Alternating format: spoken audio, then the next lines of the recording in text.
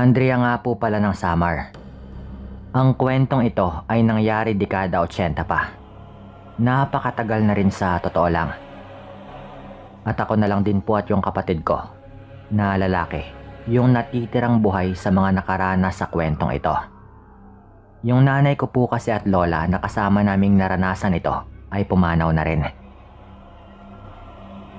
Nasa edad 20 anyos po ako nang mangyari ang lahat ng ito. Isang taon pagkatapos naming malamang hindi pala kami legal na pamilya. Pinakasalan naman po ng tatay ko yung nanay ko. Pero nalaman po namin bigla na wala palang bisa yung kanilang kasal. Dahil kasal na pala yung tatay ko sa isang babae na taga Leyte. At meron na rin pala itong naunang pamilya. Nung nagkabukingan na nga po, pinalayas ng nanay ko yung tatay ko. Lalo at binabantaan din kami ng tunay na pamilya at kakasuhan daw nila yung nanay ko. Siyempre natakot po kami noon. Talagang kabit yung nanay ko. Nagsimula po ito nang malaman nila na may mamanahing medyo malawak na lupa sa Leyte, yung tatay ko. Kaya nagsimula na nga pong magagawan. Kahit hindi naman talaga nakikipagagawan yung nanay ko. Wala po itong nagawa noon. Siyempre galit na galit siya kay tatay. Dahil nilihim po nito yung lahat. Kabit lang pala niya yung nanay ko. Hindi rin namin alam kung anong ginawa niyang paraan o pamimeke ng mga dokumento na naikasal pa rin sila ng nanay ko. At hindi man lang na-discover na meron na pala itong naunang pinakasalan. Yung masakla pa po noon, maliit pa noon yung bunso kong kapatid. Nasa 4 na taong gulang pa lamang at nasa 5 naman po ito nang mangyari yung kababalaghan dito. Tama po kayo nang narinig. Nang mangyari po yung kwentong ito ay 20 anyos na po ako. Yung kapatid ko naman ay 5 taong gulang pa lamang. Dahil 1 taon nga po ito pagkatapos kaming iwan ng tatay ko. 15 taon po yung agwat ng aming mga edad. Naihabol lang po kasi nila nanay itong bunso kong kapatid bago pa siya mawalan ng kakayahan na magdalang tao. Mula nang iwan po kami ng tatay ko, kami-kami na lang po yung gumagawa ng paraan para makaraos. Ni hindi na nga po niya kami inaalalay. Hindi rin kami sinuportahan pagkatapos ng mga nangyari. Bale, yung magkasama po sa bahay namin noon ay ako, yung nanay ko, yung kapatid ko at yung lola ko. 4 po kaming magkasama. Nakatira kami sa may dulong bahagi ng baryo. Ganito po yung itsura ng kinatitirikan ng bahay namin. Sa harap po ay merong mga niyugan. Tapos sa likod naman ng bahay namin ay merong maisan. Pero yung kinatitirikan lang talaga ng bahay namin at meron ding maliit na bakuran yung pinagmamayarian namin. Lupa po yon nila lola at bahay rin po nila ito. Pero syempre pinaayos na rin po ng mga magulang ko yung bahay bago pa sila magkahiwalay. Ang pinakamalapit na bahay sa amin ay ang bahay nila Aling Melda. Pero hindi talaga maituturing na kapit-bahay dahil mahigit 100 metro po siguro yung layo. Abot tanaw lang pero hindi nga nagkakarinigan kahit magsigawan. Pinaharvest po ng may-ari ng maisan sa may likod ng bahay namin yung kanyang mga tanim na mais. Pwedeng-pwede na po kasi yon kaya ibebenta na rin nila malamang. Wala pong pasok noon. Sembreak yata noon kung hindi ako nagkakamali. Basta sigurado po ako na ilang araw na walang pasok noon. Ang banyo namin ay nakahiwalay pa sa bahay namin. Nasa labas pa mismo ng bahay. Dahil medyo ganun po yung uso noong panahon na iyon. Bandang hapon ay naligo po ako doon. Mga nasa 3 PM po siguro yon. Ang mga nag-aani ng mais ay naroon pa rin. Habang naliligo, naririnig ko yung boses ng aking kapatid na naglalaro doon sa may maisan. Kung saan nga may mga taong nag-aani ng mais. Patapos na rin po ako noon kaya napatungtong ako sa inidoro para tignan kung kapatid ko nga ba yung naririnig kong naglalaro. Kapag tumungtong po kasi ako doon ay nagagawa ko ng silipin yung nasa labas ng banyo. Nakita ko naman na merong matandang lalaki na nakikipaglaro sa aking kapatid. Kaya baliwala naman po yun sa akin. Lalo at mukhang mabait naman din at meron naman ding ibang mga tao roon. Mga hindi ko nga lang kilala dahil mukhang mga taga-ibang lugar po yung kinontrata ng may-ari ng maisan na anihin ang kanilang mga tanim na mais. Pagkatapos po nun, lumabas na rin ako ng banyo. Nagbihis lamang ako sandali tapos lumabas po ako ulit para manguha ng mga gulay na gagamitin namin sa pagluluto para sa hapunan. May mga tanim din po kasi kaming gulay doon sa may likod ng bahay. Nung nandoon na nga po ako at nangunguha na ng gulay, andun pa rin yung kapatid ko, naglalaro sa may maisan. Nga pala, tawagin na lang po natin yung kapatid ko sa pangalang Junjun. Tulad ng sabi ko kanina ay 5 taon lang po ito noon. Nung patapos na nga sana ako sa pagkuha ng mga gulay, napansin ko na may binibigay yung matanda sa kapatid ko na parang tinapay. Ayaw yung tanggapin ng kapatid ko. Dahil nga tinuruan po namin ito na huwag tumanggap ng kung anong bagay o pagkain sa hindi kakilala. Napansin ko po na ayaw talaga yung tanggapin ng kapatid ko. Pero pilit na kinukuha ng matanda yung kamay ng bata at binibigay talaga yung tinapay. Nung una ay patingin-tingin lamang ako sa kanila. Nag-oobserba kung ano nga ba yung sunod na gagawin nito. Hanggang sa nakita ko nang talagang pinipilit na nga rin ng matanda na kainin ng kapatid ko yung tinapay na kanyang binibigay. Doon ako napatayo at lumapit doon sa kanila. Nakita ko kaagad ng matanda habang ako ay papalapit.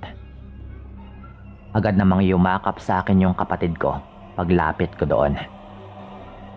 Parang natakot yung bata doon sa matanda. Lolo, kanina ko pa po kayo pinapanood at pinapakinggan eh. Huwag naman po sana ninyong pilitin yung isang bagay kung ayaw naman po ng bata. Tinuruan po namin ito na huwag magtiwala basta-basta sa hindi naman kakilala eh. Wika ko pa noon. Dahil totoo talagang tinuruan namin yung bata mula nung iniwan kami at niloko ng tatay namin. Eh iha, tinapay lang naman to. Nagmamagandang loob lang din naman ako eh. Lalo at naalala ko yung apo ko dito sa bata. Magkapatid kayo ano? Sabi pa po nito at tumango naman ako. Mapagkakatiwalaan naman ninyo ako eh. Nagtatrabaho lang din ako dito at kumain na rin ako kaya ibibigay ko lang sana itong tinapay. Huwag kayong mag-alala at hindi ako masamang tao. Mapagkakatiwalaan ako. Dagdag pa ng matanda habang nakangisi na ramdam ko talaga na hindi ito mapagkakatiwalaan. Basta't wag lang po ninyong pilitin. Tatay nga po namin na kasama namin ng ilang taon hindi pala mapagkakatiwalaan eh. Hindi pala kami legal na pamilya dahil meron na pala itong nauna. Niloko niya ang nanay ko at iniwan na rin niya kami. Kaya hindi mo po kami mapipilit na magtiwala. Gayong naranasan na po namin ang masiraan ng tiwala sa mismong tatay namin. Wika ko rin po noon. Lalo at mabilis talagang mag-init yung ulo ko kapag yung tiwala yung pinag-uusapan. Talagang nasaktan lang din po ako ng tatay ko doon sa ginawa nito sa amin, lalong-lalo na kay nanay. Pagkatapos kong sabihin yon, nagtaka ko nang umisi bigla yung matanda. Kitang-kita yung mangitim-ngitim nitong mga ngipin. At medyo kinilabutan ako sa kanyang pagngisi, lalo at parang may kung anong tumatakbo sa kanyang utak nang marinig niya yung mga sinabi ko. Ibig sabihin, wala ang tatay ninyo sa bahay ninyo. Sino lang yung kasama ninyo? Yung nanay mo lang? Kayo-kayo lang? Magkakasunod pong tanong ng matanda habang tinitignan ng masama yung aking kapatid. Hindi ko alam at nakaramdam talaga ako agad na merong kakaiba doon sa matanda na iyon. Naagad ko nang hinila yung kapatid ko at naglakad na kami palayo. Labas na po kayo doon, Lolo. Buhay na po namin yon. Sige po at babalik na kami sa bahay. Diyan na po kayo. Wika ko pa sabay binilisan yung lakad pabalik ng bahay. Kinuha yung mga gulay at agad na nga ring pumasok. Nilingon ko pa bago pumasok at ang sama ng tingin sa akin ng matanda na iyon. Pero binaliwala ko na lang din. Napagkwentuhan namin yon habang naghahapunan kinagabihan. Ang sabi ni Lola, wag daw kaming lalapit pa ulit sa matanda at kinukutuban din daw siya ng masama. Nangako naman kami ng kapatid ko na hindi na ulit makikipag-usap sa matanda na iyon. Mga 9:00 po ng gabi, lumabas ako ng kwarto at naabutan ko si Lola na kakatapos lang din magrosaryo. Ganun kasi talaga ito. Napaka-reliyosa ng lola ko na gabi-gabi po itong nagro-rosaryo. Uminom lang din ako ng tubig noon. Kahit maliliit lang yung mga kwarto sa bahay namin, may kanya-kanya naman kaming kwarto. Kahit yung kapatid ko ay meron rin kaya mag-isa lang din po ito sa kanyang kwarto. Sabi ni Lola noon matulog na raw kami.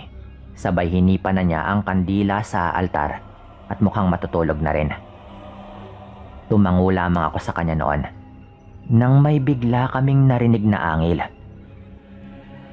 Isang sandaling angil lang pero parang nasa labas lang mismo ng bahay namin. Nagtinginan kami ng lola ko noon. Pero dahil hindi naman nasundan, ay pumasok na lang din kami sa mga kwarto namin. Yung nanay ko naman at yung aking kapatid ay mukhang nakatulog na rin. Nang nahiga na nga ako sa higaan ko, nakarinig naman ako ng kaluskos. Sa labas talaga ng bahay namin yon. Pinakinggan ko pang maigi at parang doon yon ang gagaling sa may labas ng kwarto ng kapatid ko. Napabangon na ako noon at dali-daling pumunta sa kwarto ng aking kapatid. Pagpasok ko, Sir Dan, ang himbing ng tulog ng kapatid ko. Napatingin ako sa kanyang bintana at wala namang kung ano doon, kaya medyo nakahinga naman ako ng maluwag. Subalit, bigla akong napatingala sa itaas ng dingding ng kwarto at doon ay agad akong napasigaw sa aking nakita. Walang kisame yung bahay namin. Yung tipong kaya talagang akyatin yung pader at makapasok agad sa bahay. Pagtingala ko po kasi, nakita kong halos makapasok na sa bahay yung isang nakakakilabot na nilalang. Umakyat po ito sa dingding at nakikita ko na yung ulo hanggang balikat habang nakakapit ang kanyang mga kamay sa pader. Grabing takot yung naramdaman ko nang makita ko ang mga mata nitong nanlilisik at talagang pulang-pula. Ang laway po nito, tumutulo na rin sa pader at nagmamadali po itong umakyat. Nagising agad yung kapatid ko noon at sigaw rin ng sigaw sa takot nang makita niya yung nilalang na iyon. Pero parang binabaliwala lang yon ng nilalang na iyon at tuloy lang ito sa kanyang ginagawa. Malapit na talaga itong makapasok nung pinagbabato ko ito ng mga nakapatong na laruan at kung ano-ano pang mga bagay sa mesa sa kwarto ng aking kapatid. Kaya medyo hindi po agad na ituloy ng aswang yung kanyang gustong gawin. Narinig ko na rin yung boses ni nanay noon at pati na rin yung lola ko. Halos maihipo ako sa takot noon habang yakap-yakap yung kapatid ko. na hindi man lang kami makatakbo palabas ng kwarto. Doon na nga rin biglang pumasok si Lola na merong daladalang rosaryo at may hawak-hawak na bote ng kung anong bagay. Dinadasal niya ng malakas yung ama namin habang pinapalayas yung nilalang na iyon. Kinikilabutan pa rin ako dahil mas naging grabe pa yung pag-angil na ginagawa ng nilalang habang patuloy yung malakas na pagdarasal ni Lola. Talagang nilapitan po ito ng lola ko sa may pader at inaangat ni Lola yung rosaryo na kanyang hawak-hawak sa kanyang kamay. Tapos bigla na lang sinasabuyan ni Lola ng laman ng bote na kanyang hawak-hawak. "Lumayas ka dito, aswang. Kahit ano ka pa. Matakot ka sa Panginoon." Sigaw po ng lola ko noon, Sir Dan.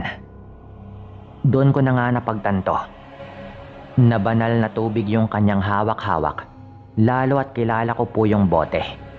Dahil minsan, ako pa yung inuutusan ni Lola na manghingi sa simbahan ng holy water. Napansin ko po noon, Sir Dan, na hindi na makatuloy sa pagpasok sa bahay yung aswang na yon. Nag-aangil din po ito na parang nasasaktan din sa tuwing tinatalsikan siya ng tubig. Galit na galit po yung nilalang noon, pero pinagpapatuloy lamang ni Lola yung kanyang ginagawa. Hanggang sa parang nasasaktan na rin talaga yung nilalang na iyon at natatakot. Nagad po itong bumitaw sa dingding at tumalon palabas na parang talagang natakot po ito. Naitaboy po yun ni Lola. Narinig na lang namin yon na tumatakbo ng mabilis palayo sa bahay. Doon na nga kami medyo nakahinga ng maluwag. Yung nanay ko ay nataranta rin po, lalo at naabutan pa niya pagpasok niya ng kwarto yung nilalang na yon bago po yun nakatalon. Niyakap na lang namin yung kapatid ko noon na talagang nanginginig na rin sa takot. Lalo at halata talaga na siya yung pinupunterya ng aswang na yon. May duda kami kung sino yon. Yung matanda na nag-aani sa maisan. Yun lang talaga yung unang pumasok sa mga utak namin. Lalo at ayon sa kapatid ko, napanaginipan rin daw niya yung matanda bago siya nagising nung sigaw na ako ng sigaw. Kinabukasan, pinuntahan po namin yung mga nag-aani ng mais. Hindi pa sila tapos dahil malawak din po yung taniman kahit marami-rami rin silang nagtatrabaho. Hinanap namin agad yung matanda. Kakausapin lang din sana ni Lola at ni Nanay. Pero ikinagulat po namin dahil hindi na raw bumalik yung matanda. Hindi rin daw nila alam kung bakit eh. Wala raw pasabi. Basta't hindi na raw ito bumalik sa trabaho. Nagtinginan na lamang kami noon. Alam na rin namin eh. Kumpirmado. Siya talaga yung umatake sa amin ng gabi na iyon. Mag-ingat po tayo sa ating mga nakakasalamuha. Mahirap na rin talagang magtiwala sa kahit sino. Para po sa akin, yun po yung aral na maibibigay sa inyong mga tagapakinig ng kwento kong ito. Simula po noon, nagdoble ingat na rin po kami. Ganon rin po yung kapatid ko. At dala-dala po niya yon hanggang sa aming pagtanda. Hindi na rin po namin nakita pang muli yung matanda na iyon. Ito po yung kwento namin, Sir Dan. Salamat po sa pagkakataon na ito. At sana ay nagustuhan din po ng inyong mga tagapakinig yung kwento na ito.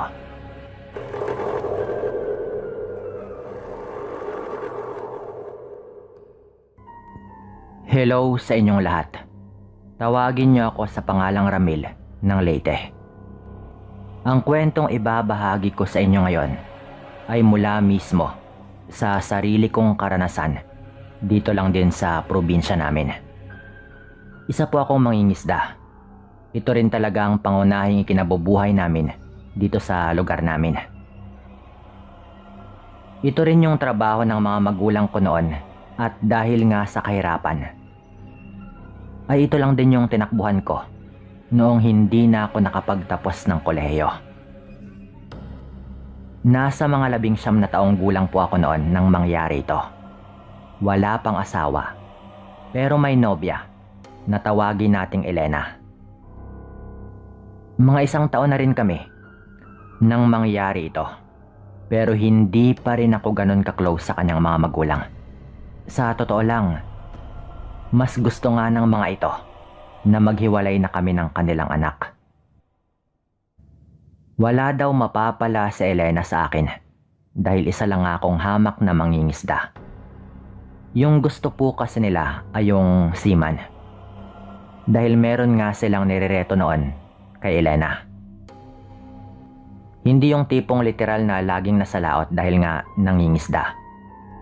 Siyempre gusto nila yung sa barko. Kahit naman magpahanggang ngayon, ganyan pa rin yung ugali ng mga tao dito eh.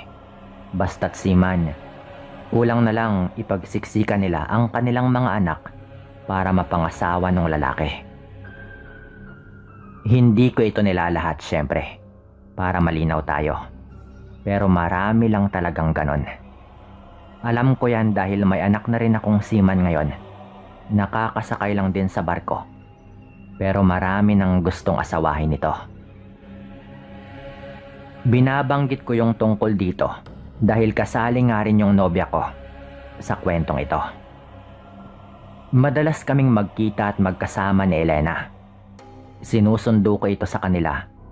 At minsan pa, sinusubukan ko ring kausapin o batiin ang kanyang mga magulang. Pero sadyang malamig ang trato ng mga ito sa akin.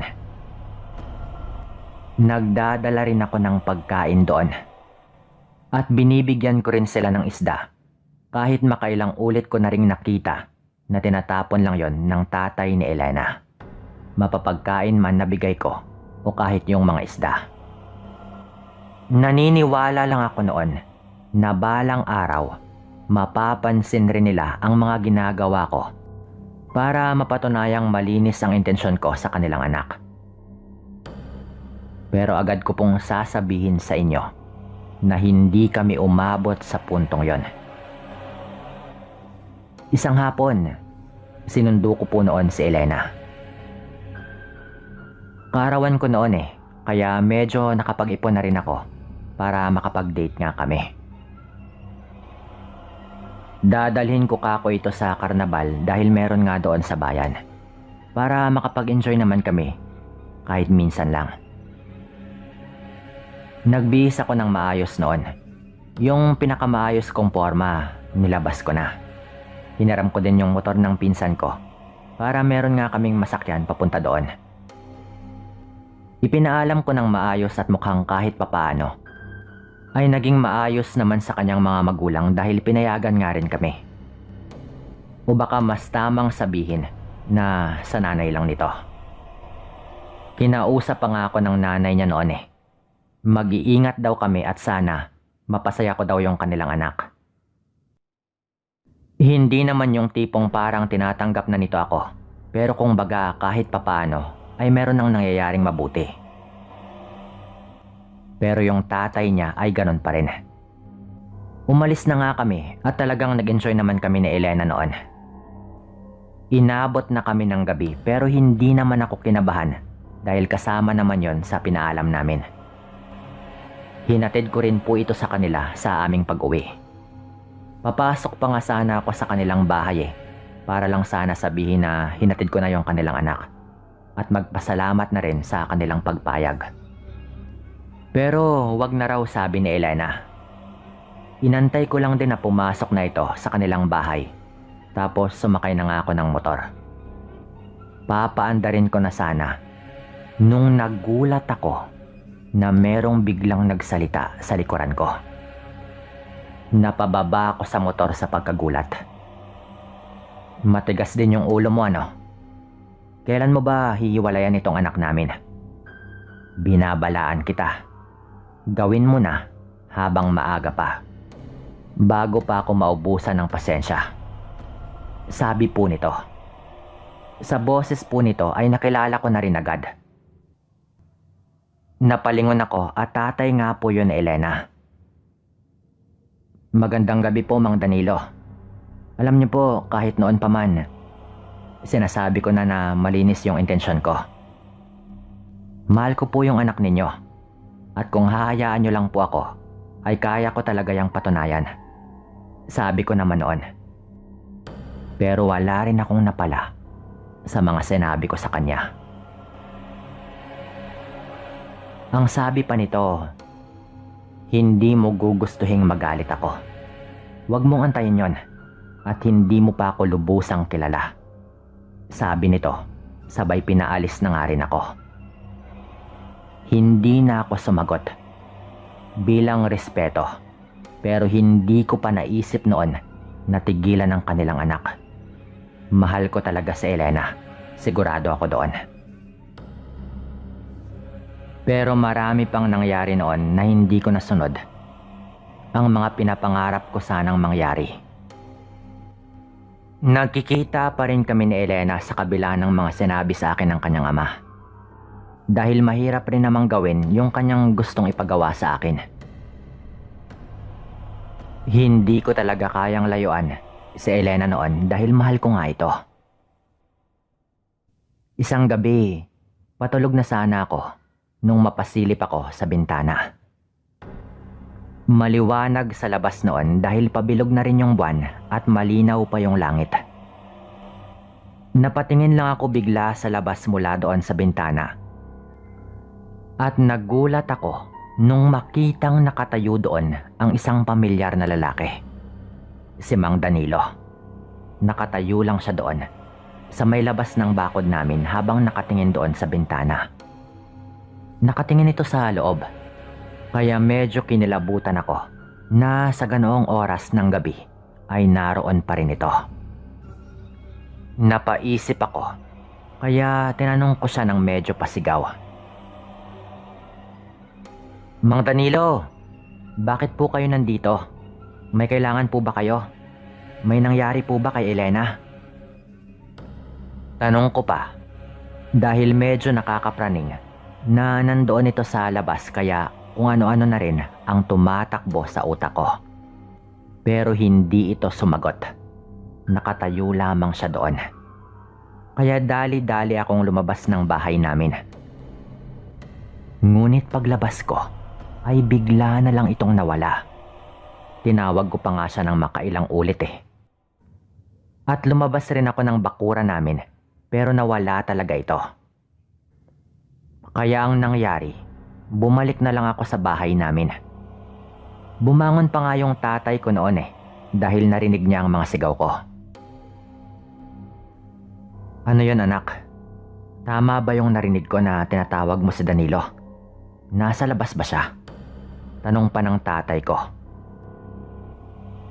Kanina tay pero umalis rin eh. Nung lumabas ako biglang nawala.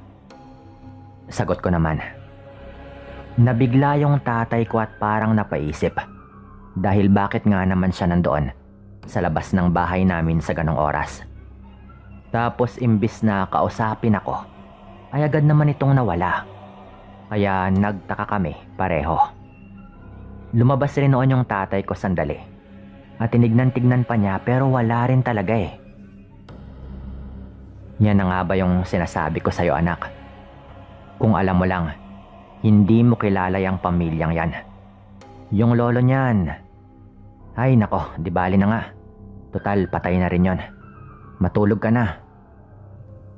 Sabi ng tatay ko noon na parang may naisa na itong sabihin tungkol sa lolo na Elena pero hindi niya itinuloy sa kung anumang kadahilanan. Tinanong ko naman kung ano ba sana ang kanyang sasabihin tungkol sa lolo ni Elena. Pero hindi na rin sumagot yung tatay ko. Pumasok na lang ako ng kwarto at natulog na. Ngunit naulit pa po yun. Halos ganon lang din ulit na paglabas ko ay nawala na naman siya. Na parang pinaglalaroan niya ako. Isang gabi, hinatid ko si Elena sa kanila. Nung nakapasok na nga si Elena sa bahay nila, ay napalingon ako sa kanilang bintana. Nakita ko po doon si Mang Danilo. Nakatingin sa akin pero yung mata nito ay mapula. Ngumiti pa ito at akala ko ay guni-guni ko lang na meron itong pangil. Bagay na napatunayan kong hindi talaga guni-guni nung meron ulit mangyari isang gabi. Naghahanda ako noon ng mga lambat sa pangingisda. Malapit ako noon sa may dalampasigan. Inaantay ko lang yung tatay ko para may kasama akong magbuhat ng mga gamit pati na rin ng motorboat. Kailangan pa talaga kasi na may makasama ako sa pagbuhat noon papunta sa may tubig. Lalo at medyo mabigat nga yung motorboat na yon. Minsan naman ay magkasama rin talaga kami ng tatay ko mangisda. At isa nga doon ang gabing ito. Ang tagal naman ng tatay ko. Sabi ko pa noon na medyo naiinip na. Nung meron namang biglang kumalabit sa likod ko, sabay sinuntok po ako agad. Walang iba kundi si Mang Danilo. Nakailang suntok pa nga po ito bago ako natumba. Layuan mo na yung anak ko sabi nito. At bibigyan pa sana ako ulit ng suntok. Kaya syempre, nanlaban na rin ako. Mas bata ako at batak rin yung katawan. Kaya medyo lugi ito sa akin. Hindi na ako nakapagpigil noon dahil parang nabigla rin ako At sinuntok ko rin siya pagbangon ko. At nagawa ko pa siyang maitulak. Kaya natumba ito. Laking gulat ko na lang nang bigla itong tumawa. At sa pagbangon nito sa kanyang pagkakatumba, unti-unti nang nagbabago yung kanyang itsura. Sabi ko naman sa'yo hindi mo pa ako kilala. Sabi po nito sa akin, Sir Dan. Sa pagngiti nito, sigurado na talaga ako na meron nga siyang mga pangil. Yung mata niya mapula. At kahit yung mukha po nito, nag-iiba na rin. Na parang naglalabasan ng mga ugat. At medyo nangingitim na hindi ako sigurado kung balahibo ba o ano. Basta't ang alam ko lang, nagbago talaga yung kanyang itsura. Naging nakakatakot yon. Na napaatras ako sa pagkabigla. Inaabot ko yung sagwan sa loob ng motorboat namin. Nung muli itong magsalita. Aalis na dito si Elena. Pero bago yon, sisiguraduhin ko munang hindi mo na siya pipigilan pa. Sabi pa nga po nito sa akin. Aswang ka pala. Kaya pala ganun yung ginagawa mo. Aswang pala kayo. Sabi ko pa nga po noon. May sasabihin pa sana ako. Pero bigla na akong nasakal ni Mang Danilo. Dahilan para mapasandal ako sa may motorboat. At hindi ko man nakuha yung sagwan. Yung kutsilyo naman doon sa loob ng motorboat. Yung naabot ko. At ginamit ko yon bago pa ako mapatay talaga ni Mang Danilo. Dahil sa totoo lang, yun talaga yung nararamdaman kong gagawin niya sa akin ng mga oras na yon. Sinaksa ko nga po yung kanyang hita. Sa totoo lang, kaya ko naman sanang gamitin yon sa lege. Pero natakot ako at baka mapatay ko siya. Nakabitaw siya noon nung gawin ko yon dahil medyo ininda po niya yon. Sumigaw na rin ako noon. Nung gawin ko yon, biglang merong umilaw doon sa amin. Alam kong yung tatay ko yon. Lalo at tulad nga ng nabanggit ko, inaantay ko na rin siyang dumating ng mga oras na yon. Narinig kong sumigaw yung tatay ko at tumakbo papunta doon. Naabutan pa nga niya si Mang Danilo. Pero yung mukha nito ay bumalik na rin sa normal. Napakabilis po niyang gawin yon. Nakita ni tata yung sugat kaya nagtaka po ito. Aswang siya, tay. Inatake niya ako. Sabi ko naman habang umaatras na nga rin si Mang Danilo. Ikaw yung nagmana sa pagkaaswang ng tatay mo, no? Akala ko nagkakamali lang ako sa mga duda ko. Pero mukhang minana mo nga talaga. Subukan mong ilabas yan dito. At sinasabi ko sa'yo, may tutumba dito ngayong gabi. Wika pa nga ng tatay ko noon habang binunot na niya ang kanyang daladalang itak. Sa punto po na yon ay umalis na rin si Mang Danilo. Pero yung masaklap po noon, Sir Dan, kinabukasan ay nagpaalam na rin sa akin si Elena. Ang sabi nito, kung hindi raw siya umalis, baka isa na raw sa amin ng tatay niya ang mamamatay. Dahil yun daw yung banta sa kanya ng kanyang ama. At balak daw nitong ipamana rin kay Elena ang pagkaaswang niya pag dumating na yung tamang panahon. Kaya baka mas makabuti nga raw na talagang lumayo na lang siya. Ang sakit po nun para sa akin, pero wala talaga akong nagawa.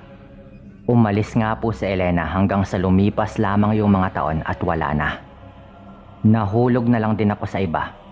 Sa tagal na rin naming hindi nagkita. Umuwi siya dito nung namatay na nga rin si Mang Danilo. Pero may kanya-kanya na po kaming asawa nang mangyari yon. Sabi po nito sa akin, dinala naman daw ng kanyang ama ang kanyang pagkaaswang hanggang sa hukay. Humingi rin po ito ng tawad sa akin. Masyado pa raw kaming bata noon na hindi rin daw siya makapagdesisyon ng maayos.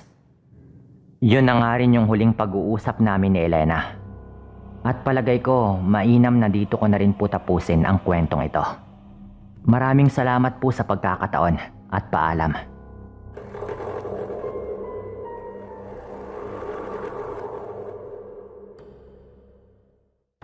Kamusta sa lahat ng mga tagapakinig? Sinusulat ko po ito habang kumakain po ng Angel's Burger. Kaya ganyan po ang pamagat. Hayaan niyo na po muna akong magkwento bago po kayo matawa. Ako nga po pala si Junie. Tunay ko pong pangalan dahil bakit ko pa itatago?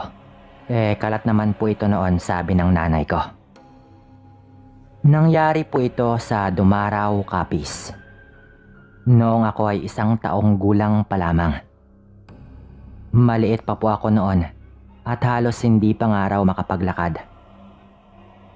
40 na po ako ngayon kaya kung bibilangin, medyo matagal na rin po nang mangyari itong kwento ko. Ito yung mga panahong hindi pa uso yung TV at nababaliw pa yung mga tao sa pakikinig sa mga programa sa radyo. Parang tulad nitong programa ni Sir Dan, napapakinggan mo lamang at bahala na ang utak mong mag-imagine sa mga nangyayari sa kwento. Nakatira po kami sa isang baryo sa Dumaraw, Capiz. Maliit lang naman po na baryo kaya kakaunti lang po ang mga tao. Noon po kumbaga hindi pa kasing dami ng mga tao doon ngayon. Ngayon po ay nasa Iloilo na po ako nakatira dahil may asawa na rin po ako at sariling pamilya. Ang tatay ko ay dating nagtatrabaho sa munisipyo ng bayan namin. Maayos naman po na trabaho yon kaya nakakabili naman po kami ng mga bagay-bagay. Noong araw daw po, kakaunti lang rin ang may mga radyo sa baryo po namin. Yung malaking radyo pa daw yon na medyo may kamahalan rin. Mahirap ang buhay kaya syempre, marami pong mga kababaryo namin na imbes na bumili ng radyo, pipiliin na lang na bilhin ng mga pangangailangan sa araw-araw. Kaya sa bahay daw namin noon, marami talagang pumupunta tuwing gabi para makinig sa radyo. Tuwang-tuwa naman ang tatay ko dahil hilig din po niyang makinig sa gabi. Mas okay nga naman kasi kapag marami kayong nakikinig, syempre mas mai-enjoy ninyo. Medyo magastos nga lang daw sa baterya dahil halos walang pahinga ang radyo kapag ganon. Yung malaking baterya pa daw yon na ayon pa kay tatay ay 4 na baterya daw ang kailangan para umandar yung radyo. Mga bandang 5:30 pa lang daw, hinahanda na ng tatay ko ang lampara sa may labas ng bahay namin. Nilalagyan daw niya ng gas yung gasera na gawa pa sa bote ng tanduay. Pagkagat daw kasi ng dilim, sisindihan niya iyon dahil pupunta na sa bahay namin ang mga gustong makinig ng radyo. May silong naman daw doon banda kung saan nagkukumpulan ng mga kababaryo naming nakikinig. Meron ding mga upuan syempre. Kami naman daw nila nanay ay doon din banda sa may pinto nakapwesto. Akay-akay daw ako lagi ng nanay ko noon. Bibong-bibo na bata daw ako noon, maputi at malusog. Yung tipong laging pinanggigigilan.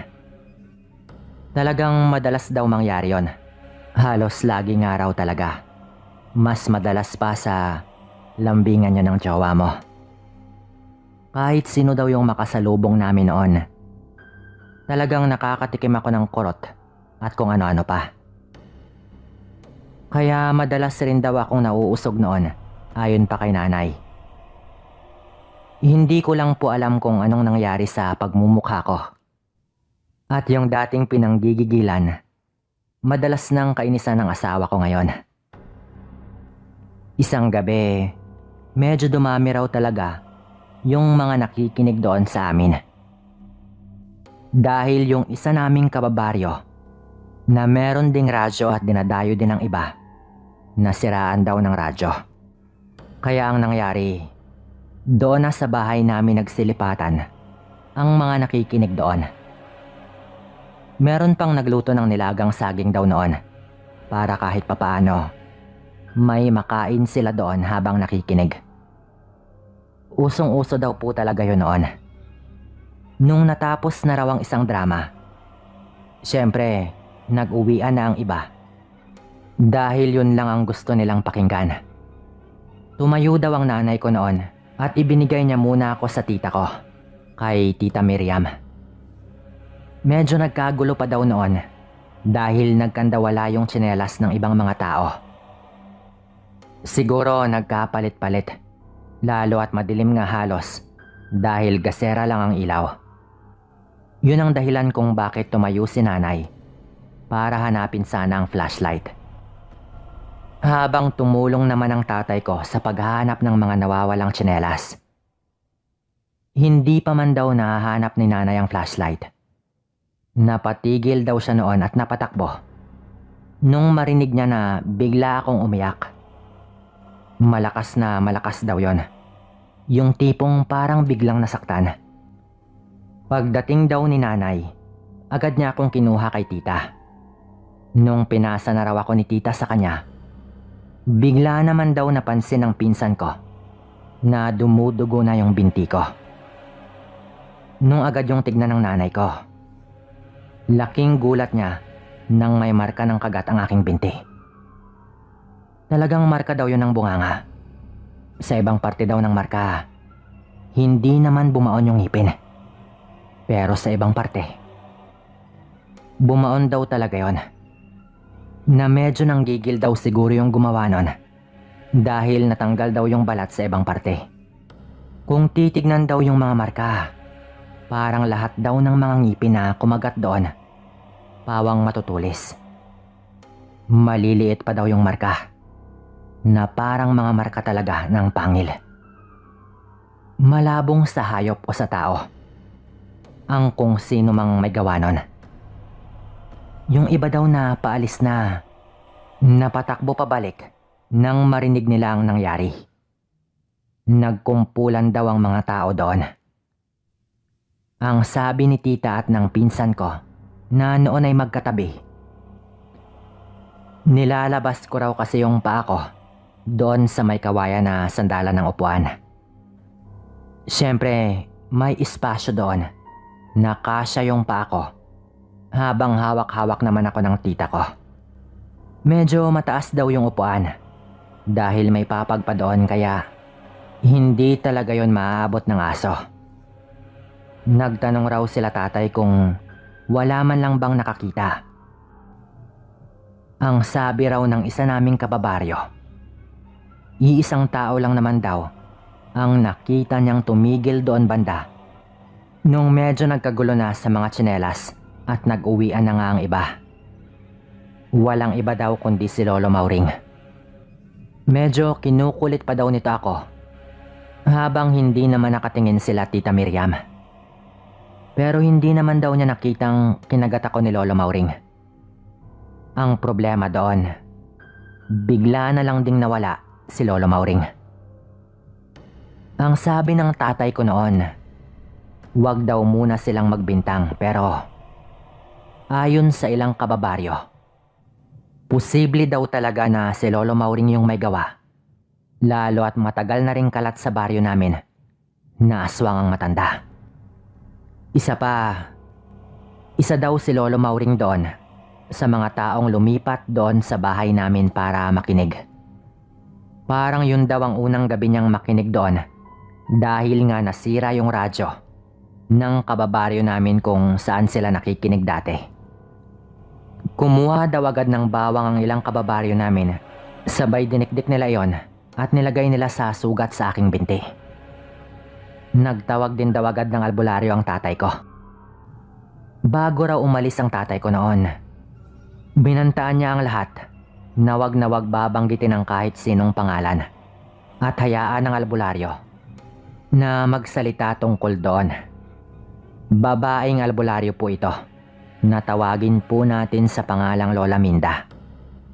Nung dumating po ito at tinignan niya agad ang sugat ko, pinilit daw po niyang pisilin yon hanggang sa muli yung magdugo.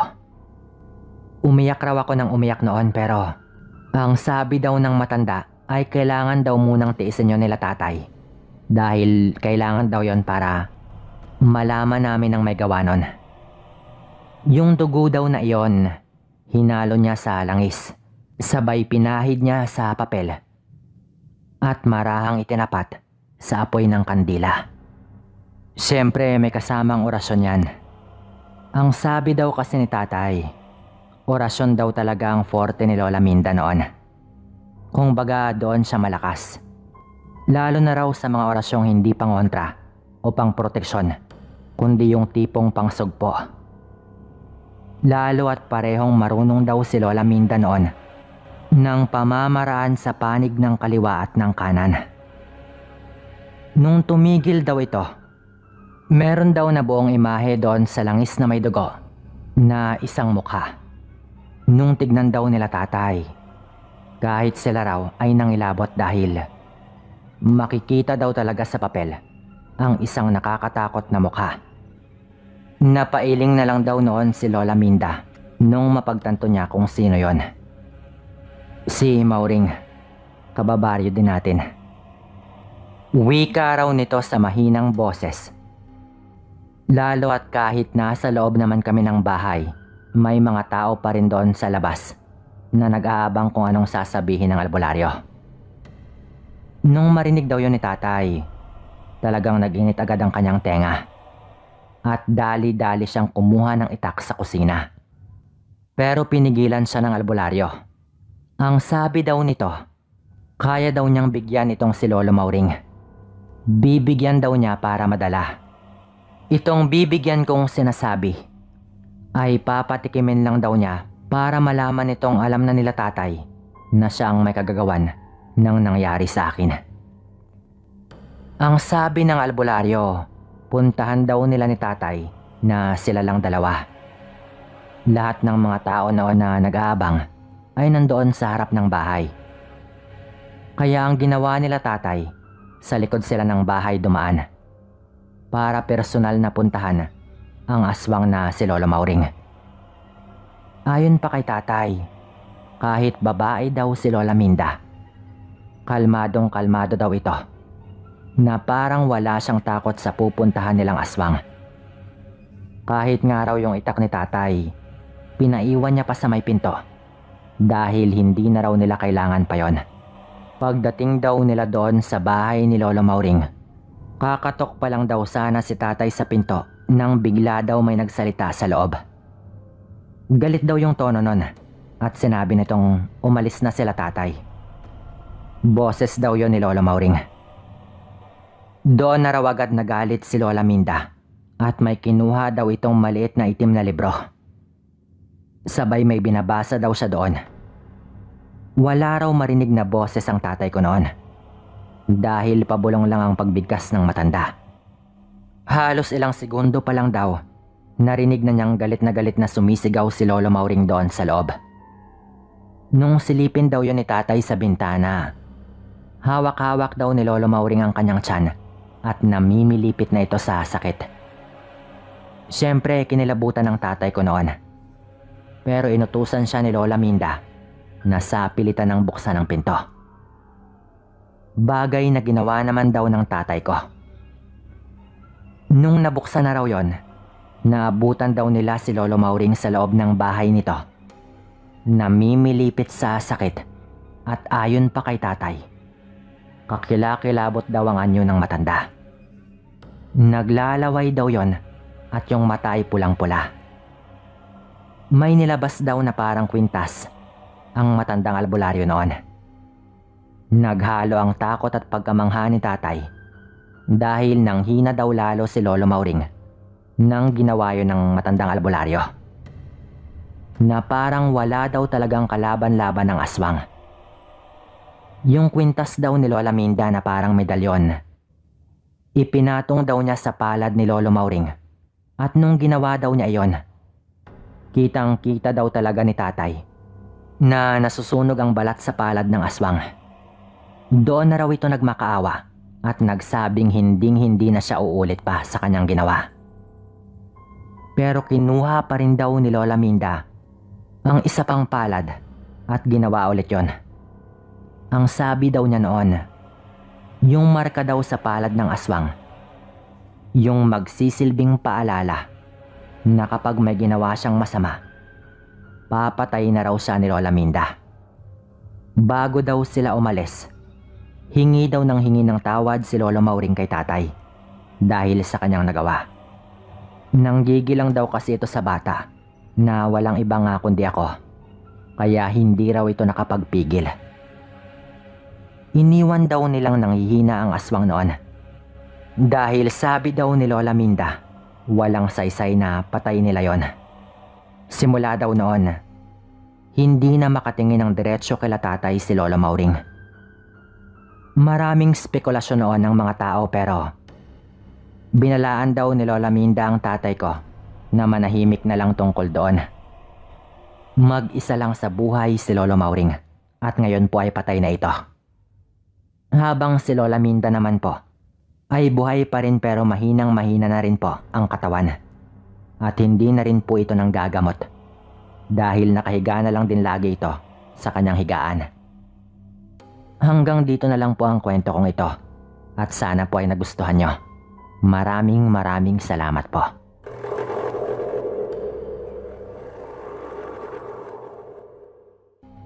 Ang kwentong ibabahagi ko sa inyo ngayon ay nangyari taong 1991. Mga isang taon pagkatapos kong mamatayan ng anak. Yung panganay namin ng asawa ko. Sanggol pa yung anak namin noon. Bagong silang lang nung mamatay nga ito. Naisugod pa nga namin sa ospital pero kahit sila, walang malinaw na paliwanag kung bakit ito nagkaganon. Bigla na lang nangitim yung balat nito at lumaki yung kanyang tiyan. Tapos yun na. Ang sakit para sa amin nun pero kailangan naming tanggapin. Mga isang taon ang nakaraan pagkatapos nun, muling nagdalang tao yung asawa ko. Tuwang-tuwa kaming dalawa at talagang ingat na ingat kami. Ipinagdadasal ko rin lagi noon na sana'y maipanganak siya ng maayos at hindi ito magkasakit kapag naisilang na. Pedicab driver lang po ako noon. Pero meron na rin kaming naipundar na sari-sari store dahil sa pagsusumikap ko. Kapag Sabado naman at Linggo, nagbebenta rin ako ng taho. Sinasakay ko lang sa pedicab at nilalako ko sa barangay namin hanggang sa kabilang baryo kapag medyo matumal. Masasabi ko namang responsable naman akong asawa dahil kahit umiinom din ako paminsan-minsan lang at kapag tapos na ang mga ginagawa ko. Isang gabi ay nagkainuman nga kami ng mga kasama ko sa pagpapadyak. Siyempre, meron kaming organisasyon na ang mga miyembro ay katulad kong nagpapadyak. Ilan sa kanila itong mga nakainuman ko ng gabing ito. Medyo may mga tama na kami noon. Habang nagiinuman ay nabanggit bigla ni Berhel, yung isa nga sa mga kasama ko, yung tungkol sa pagkamatay ng panganay ko. Medyo naging emosyonal ako noon. Lalo at masakit pa rin talaga sa akin ang nangyari nung panahon na iyon. Ang sabi ni Berhel, "Alam mo pare, hindi ka ba talaga nagdududa na baka aswang yung may gawa nun?" Tanong niya na parang seryoso naman ito. Hindi ko rin talaga alam pre. Nabigla rin kami noon eh. Nasaktan rin kaya hindi kami makapag-isip ng maayos noon. Sagot ko naman. Alam mo pare, hindi ako nagsalita talaga dito dati. Kasi baka magkagulo lang. Lalo at hindi naman din ako sigurado pero pakiramdam ko talaga ay naswang eh. Ang komplikado lang kapag nagkwento ako. Sabi ni Berhel noon. Nagulat kaming mga kainuman niya noon pero pinilit namin siyang magkwento. Usapang lalaki to mga pre ah. Tsuhin ko kasi mismo yung tinutukoy ko dito na sangkot. Sabi pa nga ni Berhel. At ayon sa kanya, pumunta daw siya sa amin noon mga 2 araw pagkatapos manganak ng misis ko sa panganay namin. Gabi daw yon mga bandang 7:00. Dahil sanay naman nga siya na pumunta sa bahay ng ganong oras at kahit hindi kami iinom ay mag-uusap lang kami. Nung nasa labas ng araw siya ng bahay namin, napansin daw niya bigla na ang dumi pala ng kanyang mga paa.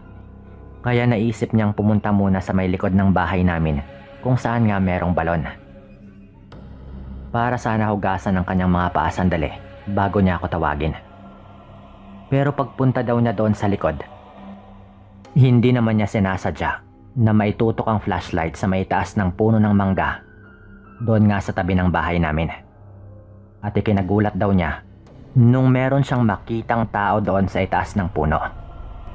Sisigaw pa raw nga sana siya. Pero tinawag agad ng mahina nung tao sa itaas ang kanyang pangalan. Kaya nakilala niya ito agad. Walang iba kundi yung tsuhin niya mismo. Ang sabi ni Berhel, wala raw damit pang itaas ang kanyang tsuhin noon. At tumalon lang daw yun agad pa ibaba mula doon sa sanga. Tinakpan daw agad noon ang kanyang mukha nung tamaan siya ng ilaw. Kaya hindi naman daw napansin agad ni Berhel. Buong akala daw niya ay nang boboso lang ito. Pero yung sanga daw kasi na kinalalagyan nito ay mas mataas pa sa bubong ng bahay namin at doon rin talaga banda sa kwarto namin. Ang isang naalala pa daw ni Berhel, umiiyak daw yung sanggol ng mga oras na iyon. Dahil nga sa nangyari, nainis na lang daw noon si Berhel at hindi na nga niya ako tinawag at pumunta na lang siya sa isa pa naming kabarkada. Pag uwi daw niya sa kanila mga hating gabi na, ay nabanggit niya nga yung nangyari sa kanyang tatay, yung kapatid mismo ng kanyang tsuhin. At doon na nga siya nagulat, dahil nung sabihin daw niya iyon, galit na galit daw yung kanyang ama. Pero hindi raw sa kadahilanang nang boboso yung tsuhin niya tulad ng kanyang inaakala. Ikinagulat daw ni Berhel nang magsalita agad ang kanyang ama. Inaatake na naman siguro. Alam mo, Berhel, malakas na yung duda namin na aswang yung tsuhin mo. Sabi daw ng tatay ni Berhel, tawagin pala natin ang kanyang tsuhin sa pangalang Mang Ramil. Napatanong daw si Berhel kung bakit nga yun nasabi ng kanyang ama. At yung asawa daw pala mismo nitong si Mang Ramil, yung nagsumbong sa tatay ni Berhel. Nahuli daw niya kasi itong kumakain ng hilaw na karne. Ilang pagkakataon din daw niyang sinubukang kainin ng mga alaga nilang manok sa kalagitnaan ng gabi. Pero napigilan daw siya lagi ng kanyang asawa. Ayon kay Berhel, nung marinig daw niya yon sa tatay niya, talagang gusto niyang puntahan ako agad. Kaso nga lang, hating gabi na rin daw kasi yon at medyo lasing pa siya kaya alanganin talaga. Ipinagpabukas daw niya pero paggising naman niya kinabukasan, yung balitang patay na yung anak namin naman, yung una niyang narinig. Litong-lito daw si Berhel noon pero dahil wala na rin siyang magagawa, ay pinayuhan na lang din siya ng kanyang tatay na manahimik na. Lalo at tsuhin rin nga niya mismo. Ang aakusahan nilang may kinalaman sa isang bagay na hindi pinaniniwalaan ng karamihan at wala ring ebidensya. Nung marinig ko yon, galit na galit ako. Hindi kay Berhel kundi kay Mang Ramil at sa sarili ko. Naisip naman kasi noon ng asawa ko na dumaan muna kami sa albularyo Nung madaling araw na sinugod namin sa ospital ang aming sanggol. Pero hindi ako nakinig. Kasi nga hindi talaga ako masyadong naniniwala sa mga aswang na yan o sa albularyo nung mga panahong yon.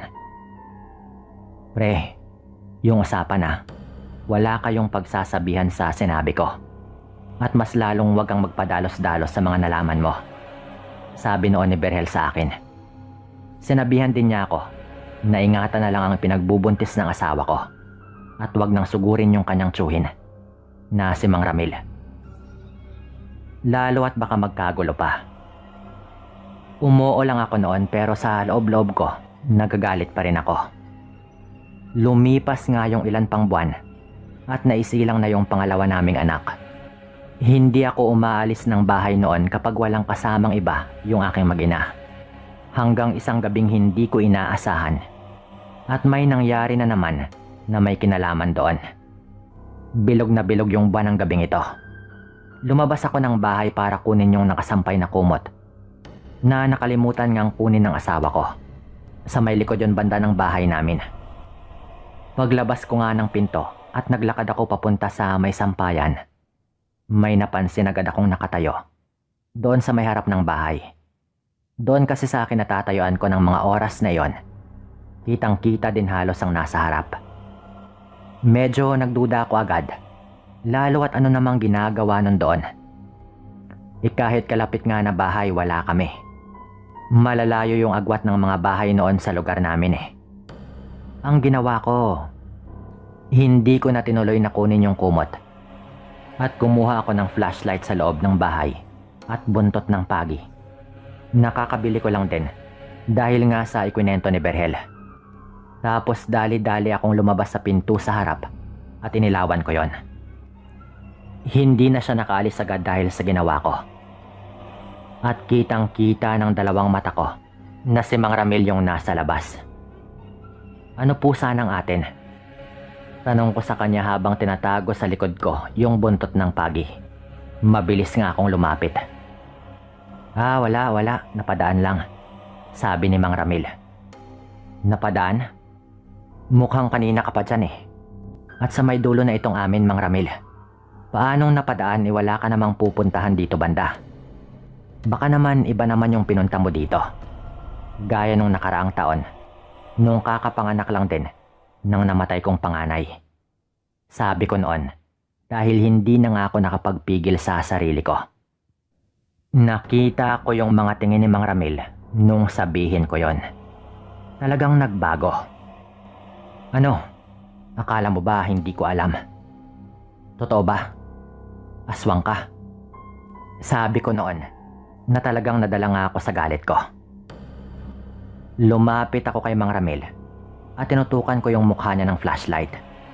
Galit na rin siya noon.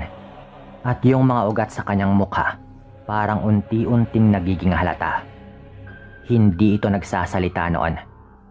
Pero agad niyang hinawi ng malakas yung kamay ko na nabitawan ko nga yung ilaw. Ginalit ko talaga yata ito na medyo nakakarinig na rin ako noon ng mahinang angil mula sa kanya. Oo, tama ka, pero wala kang ebidensya. Mahinang sabi nito noon. Mabilis kong dinampot ang ilaw pero tinatago ko pa rin yung buntot ng pagi sa likod ko gamit ang isang kamay. Lalo at naka-t-shirt din ako noon ng maluwag.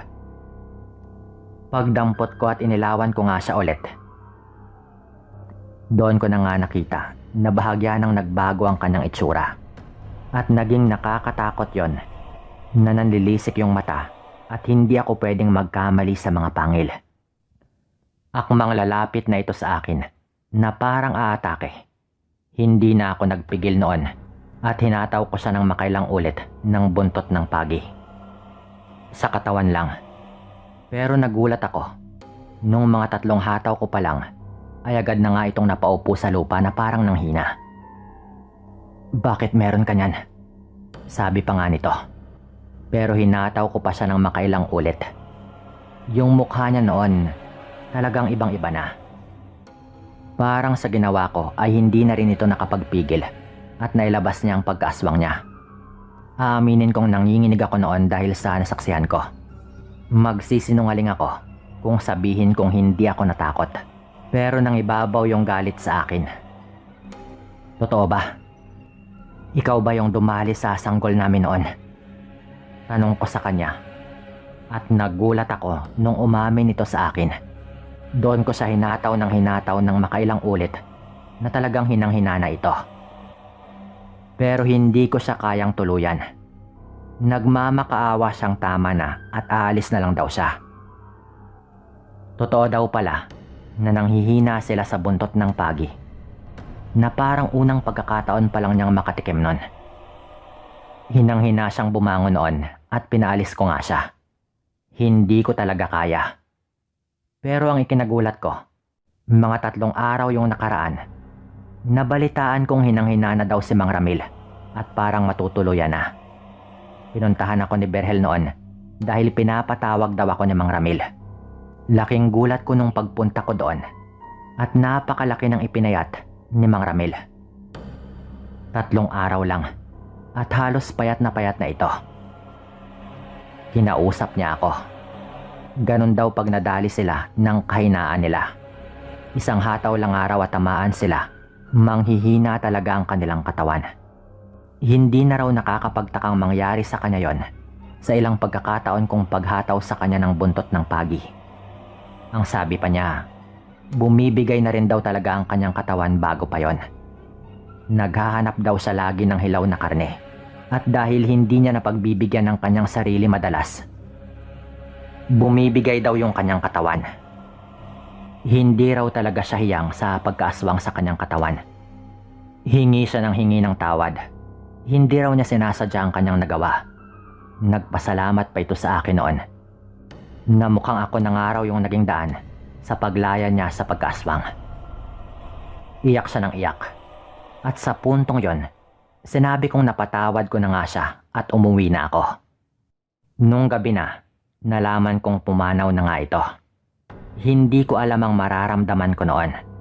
Pero naalala ko lang kung gaano ito kasaya nung nagpasalamat ito sa akin. Halatang pagod na rin siya sa kanyang pag-aswang. Hindi ko alam kung natulungan ko ba talaga siya o hindi. Pero kahit yung kanyang asawa, sinasabi na wag ko daw sisihin ang sarili ko at malaya na daw si Mang Ramil. Litong-lito pa rin ako hanggang ngayon. Pero sana ay nasa maayos na nga siyang kalagayan kung nasaan man siya ngayon. Hanggang dito na lang din po ito. Maraming salamat.